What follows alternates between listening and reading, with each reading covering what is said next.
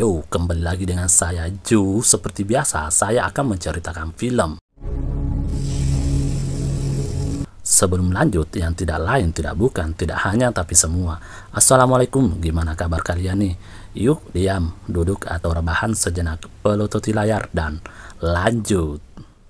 Film dibuka dengan seorang pria parubaya yang bernama Hutch Mansell. Karena lidah saya sulit menyebutnya, kita panggil saja dia Sel, yang merupakan sosok kaya dari keluarga, satu istri dan dua anaknya. Sel sendiri bekerja di perusahaan mertua sebagai staf administrasi, yang dimana hari-harinya diisi dengan pekerjaan yang berotasi di situ-situ saja, rumah, kantor, kerja, makan, boker, tidur, dan aktivitas keseharian lainnya.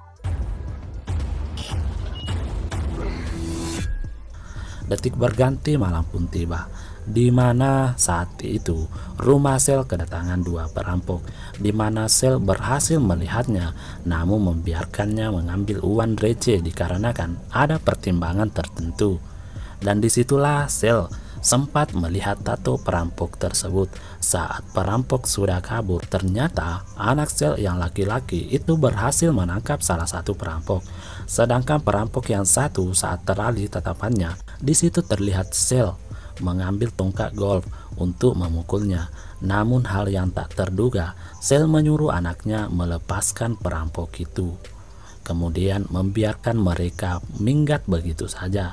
Alhasil, anaknya pun sangat kecewa dengan apa yang dilakukan Sel. Ditambah sikap polisi yang ikut kecewa terhadap sosok kepala keluarga seperti Sel. Tak bisa dihindari, kejadian tersebut pun berdampak negatif, di mana menjadi penilaian bahwa sosok Sel sebagai ayah sekaligus kepala keluarga mulai kehilangan kepercayaan dari istri dan anak laki-lakinya, kecuali si bocil perempuan.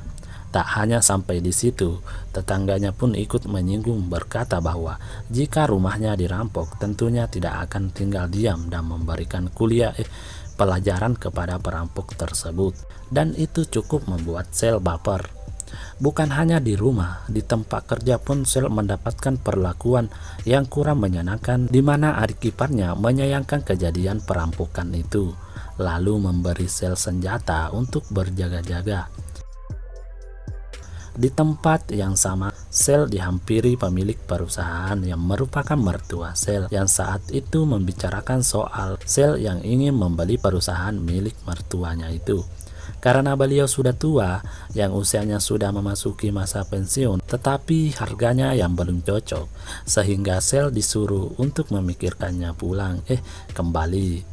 Terlihat di tempat kerja, ternyata Sel memiliki radio khusus yang tempatnya pun juga agak tersembunyi, di mana Sel sering ngobrol yang kelihatannya itu teman meta dalam bahasa Bugis alias lama, di mana itu menjadi pertanyaan misterius, siapa sosok Sel yang sebetulnya. Dan percakapan Sel di radio itu menguak fakta yang menarik soal kenapa Sel tidak melawan saat berhadapan dengan perampok di rumahnya. Because ternyata Sel sudah mengetahui identitas perampok tersebut, di mana itu merupakan sepasang suami istri yang kemungkinan lagi mengalami masalah ekonomi. Karena jika mereka berprofesi perampok yang sering melakukan kejahatan, tidak mungkin melakukan perampokan hanya dengan sejumlah uang receh yang diambilnya. Dan menariknya, pistol yang digunakan tidak berpeluru, dan itu juga merupakan mengapa Sel tak melawan. Dengan seluruh analisa dan fakta dari Sel, ini membuat kita lebih penasaran siapa sih sosok Sel yang sebenarnya. Selesai kerja, Sel pun menuju ke panti jompo untuk menjenguk ayahnya yang tentu sudah kakek-kakek ya, di mana beliau hanya duduk saja di kursi sambil menonton JAG Keseharianku. Yo, kembali lagi dengan saya Ju. Seperti biasa, saya akan menceritakan film. Sebelum lanjut, yang tidak lain, tidak bukan, tidak hanya, tapi semua. Assalamualaikum, gimana kabar kalian nih? Saat kembali ke rumah, terlihat Sel berdiri melihat keluarganya, di mana itu membuatnya merasa gagal menjadi pelindung keluarganya. Saat berada di dalam rumah, istri dan anak laki-lakinya pun masih bersikap cuek kepada Sel. Namun si bocil perempuan mengeluhkan kalung anjaynya yang hilang, yang kemungkinan diambil oleh perampok itu. Tapi untuk apa juga ya? Seketika itu membuat Sel marah. Detik berjalan, Sel pun kembali ke panti jompo tempat ayahnya, di mana dia datang untuk mengambil pistol yang disimpannya di situ dan mengingat tato di lengan perampok yang merupakan itu petunjuk baginya. Lalu Sel pun siap-siap untuk mencari perampok tersebut untuk mengambil kalung anjay itu. Setelah mendatangi beberapa tempat pertatoan, sampailah Sel di tempat pertatoan yang sudah dibuka selama puluhan tahun, di mana tempat itu didatangi orang-orang khusus dan kehadiran Sel menjadi pusat perhatian. Namun yang mencengangkan adalah salah satu kakek melihat tato di lengan Sel yang seketika itu membuatnya terkejut lalu mengucapkan, "Terima kasih atas jasamu." Tentu ini semakin membuat kita penasaran dengan sosok si Sel ini. Saat kakek masuk di tempat dan mengunci pintunya, seketika itu orang-orang merubah sikap dengan senang hati mau membantunya. Tambah penasaran saya, kamu juga kan? Detik berganti, Sel pun sudah berada di tempat dan berhadapan dengan perampok itu, lalu meminta kalung anjay anaknya dikembalikan. Saat Sel ingin berbuat lebih kejam dari itu, namun aksinya terhenti saat melihat bayi perampok yang masih kecil. Pasti dalam hati Anda berkata, gimana sih Min? Namanya juga bayi, ya pastilah kecil. Dimana bayi itu menangis membuat Sel kesal sendiri, hingga kedua tangannya memukul tembok yang itu membuatnya berdarah. Saat di perjalanan pulang dalam bus, semua perasaan kesal yang gagal dilampiaskan, di mana saat itu ada sekelompok pemuda yang lagi mabuk dan masuk ke dalam bus. Seketika itu juga membuat Sel tersenyum lembut karena ada tempat pelampiasan yang menghampirinya, yang tidak lain tidak bukan tidak hanya tapi itu adalah sekelompok pemabuk itu. Saat penumpang lain ketakutan karena kedatangan pemabuk, Sel pun dengan santainya melewati mereka dan mempersilahkan si supir untuk keluar, lalu mengunci rapat pintunya. Seketika itu Sel siap untuk menghajar semuanya. Di sini Sel melawan 5 orang dengan kebrutalannya.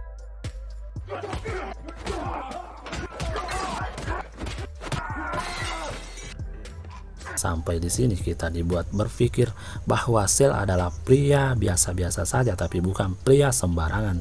Tiba di rumah istri dibuat heran dengan beberapa luka yang dialami Sel. Tanpa banyak tanya, istri pun langsung mengobati dengan senang hati dan mendampinginya sampai tertidur nyenyak. Detik berganti di mana kita diperlihatkan sosok manusia bisa dikata mafia. Dia bernama Kuznetsov, dikarenakan lagi-lagi lidahku susah untuk menyebut namanya, jadi kita panggil saja dia Sov. Di mana Sov terlihat lagi dangdutan di klub Weni alias malam. Sov ini adalah mafia Rusia yang memiliki usaha penyimpanan doe alias duit, di mana rekan-rekan mafianya mempercayakan Sov dalam menyimpan doenya. Usai dangdutan, Sov pun ditegur oleh rekannya bahwa dangdutannya itu menurunkan pamornya atau wibawanya dan menghilangkan kepercayaan sebagian dari mereka. Sov yang tak terima saran itu, tiba-tiba Sov memecahkan gelas kemudian menyerang salah satu pengunjung dan menggor lehernya pas di hadapan para rekan-rekannya itu, di mana itu lebih dari cukup membuktikan Sov bahwa dirinya sangat berbahaya dan membuat rekan-rekannya lebih percaya. Di waktu yang sama, Sov mendapat telepon bahwa adiknya lagi dirawat di rumah ingin sehat alias rumah sakit, di mana adiknya merupakan salah satu dari pemabuk yang dihajar oleh Sel. Itu sangat membuat Sov marah dan menginterogasi satu persatu teman adiknya mengenai siapa yang membuat pakaian adiknya tidak cocok lagi alias badannya bengkak habis dihajar. Yang ternyata ada salah satu dari temannya berhasil mendapatkan identitas Sel. Detik berganti, pagi pun tiba, terlihat Sel sudah sembuh dari lukanya.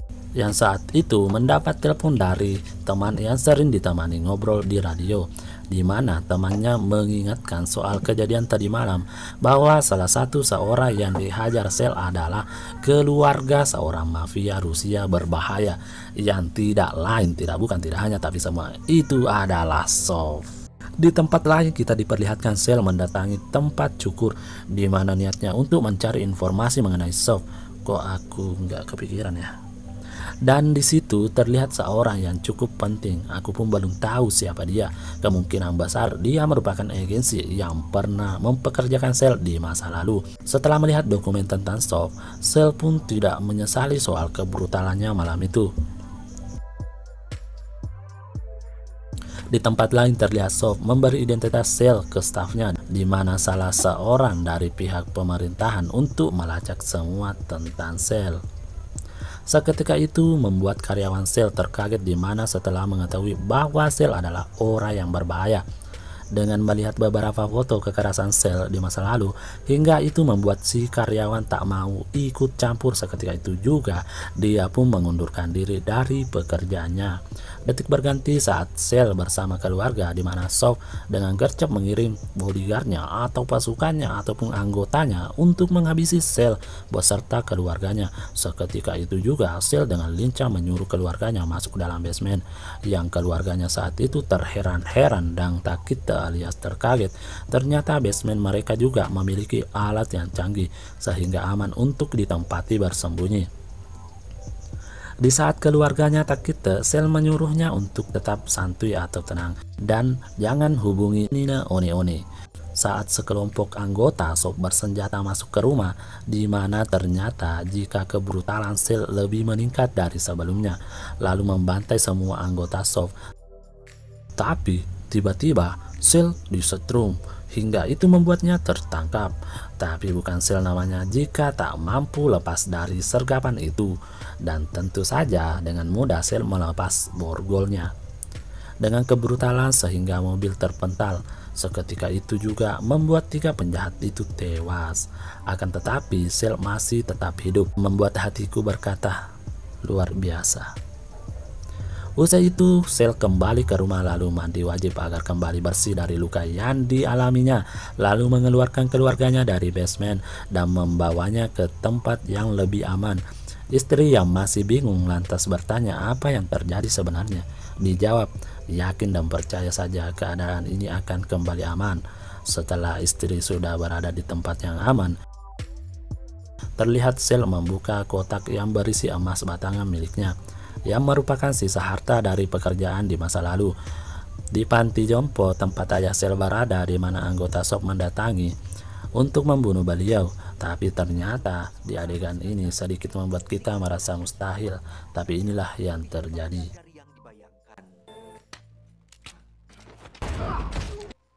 Di rumah Cell terlihat meledakkan rumah beserta anggota Sof, yang seketika itu membuat saya menyayangkan rumahnya. Kalau kamu guys, dimana setelah itu Cell menemui ayah mertuanya untuk menawarkan kembali perusahaan yang ingin dibelinya. Namun adik iparnya menolak itu sehingga berusaha memukul Cell, tapi dengan cepat Cell meninjunya, di mana dia terlihat amat sangat kesakitan sehingga Cell menuntunnya untuk tarik nafas perlahan lalu keluarkan itu agar rasa sakitnya segera membaik. Di tempat lain, di mana Sof sangat marah dengan melihat semua anggotanya yang mendatangi Cell tewas mengenaskan, yang ternyata di situ juga asistennya ikut tewas.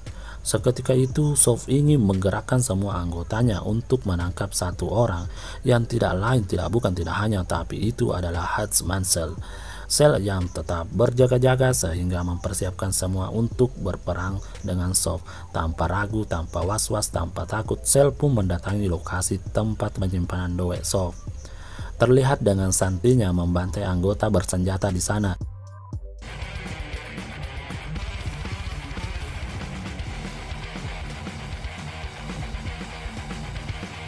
Tak sampai di situ, Cell juga membakar semua doe rekan-rekan Sof, yang tentunya itu menjadi tanggung jawab Sof. Dan sesuatu yang paling brutal dari pemusnahan bisnis Sof adalah mental kesatrianya yang berani datang sendiri di tempat Sof, di mana Cell terlihat lagi santuy makan cemilan cepulu tanpa ada rasa takut secuil pun dari Sof dan anggotanya. Tapi di balik santuynya itu ternyata kebrutalannya lebih gila lagi dengan menyiapkan bom yang ada di meja. Sungguh ini bukan mental kerupuk seperti aku. lalu meminta ke Sof untuk semuanya keluar dari ruangan. Tanpa basa-basi, Sel pun menyampaikan maksudnya ke situ, di mana meminta kesepakatan untuk damai dan tidak lagi mengejar keluarganya. Sungguh pribadian dewasa. Hingga Sel mengungkapkan bahwa sudah membakar semua duit di penyimpanannya. Sel juga menyarankan supaya berhenti dari kerjaan mafianya dan membuka lembaran baru yang lebih baik. Saat keluar, tentu saja Sel tetap siap-siap apa yang akan dilakukan Sof. Hingga saat itu Sof mengejarnya, namun jangan salahkan Sel ketika Sof memilih mati daripada berdamai. Terjadi aksi kejar-kejaran menggunakan mobil bukan sandal, di mana ribuan peluru yang mengenai mobil Sel. Setiba di depan perusahaan yang sudah dibelinya, Sel pun ditolong oleh orang yang menembak dari jendela, yang ternyata itu adalah orang yang sering ditemaninya ngobrol di dalam radio, sekaligus anak angkat ayah Sel yang dianggapnya saudara. Pria ini bernama Hari, namun yang lebih mengejutkan adalah ini dia ayah Sel yang sudah tua renta masih berjiwa kesatria, di mana mereka berdua berniat membantu Sel dari kejahatan si Sof dan anggotanya. Di sisi lain terlihat Hari bertarung dengan jarak yang begitu dekat. Anggota Sof pun berhasil masuk ke dalam. Dengan aksi Hari berhasil menghabisi 3 anggota Sof hanya dengan 1 peluru yang diayunkan. Tetapi yang paling brutal saat ini adalah Sel, di mana dia membuat jebakan untuk ledakan kecil.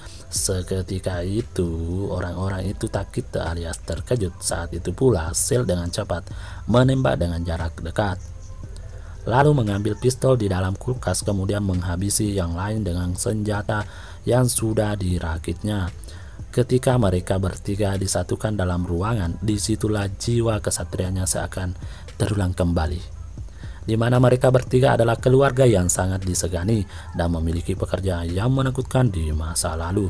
Setelah semua anggota tewas, tersisa Sof yang berhasil menembak bahu Hari. Seketika itu kebrutalan Sel menggebu menempel bom di pintu anti peluru, kemudian mendekati Sof lalu meledakkan, yang tentu itu membuat Sof tewas seketika itu juga. Usai aksi, Sel pun ditangkap lalu diinterogasi oleh 2 polisi, di mana dia dibuat amat sangat takut, terkejut seolah tak percaya jika Sel melakukan itu sendiri. Beberapa waktu kemudian salah satu polisi mendapat telepon, disusul yang satu dapat telepon juga dari orang yang sama. Entah itu siapa, tapi yang mencengangkan adalah mereka berdua meminta maaf telah menangkap Sel. Luar biasa. Lalu melepaskannya begitu saja tanpa ada syarat yang diberikan satupun. Saat polisi bertanya, "Anda sebenarnya siapa?" Dijawab, "Aku bukan siapa-siapa." Tamat. Ending yang sangat membrutalkan. Pelajaran yang bisa diambil adalah jangan sok hebat. Jika ada lawanmu datang baik-baik untuk berdamai, maka terimalah walau sulit bagimu. Tapi itulah yang lebih baik untukmu. Jika lawanmu tak memulai berdamai, maka Andalah yang memulainya. Karena kesatria yang sebenarnya adalah Anda yang berani untuk memulai perdamaian. Dan sampai di sini saja jumpa kita kali ini. Salam JAK. Wassalamualaikum warahmatullahi wabarakatuh.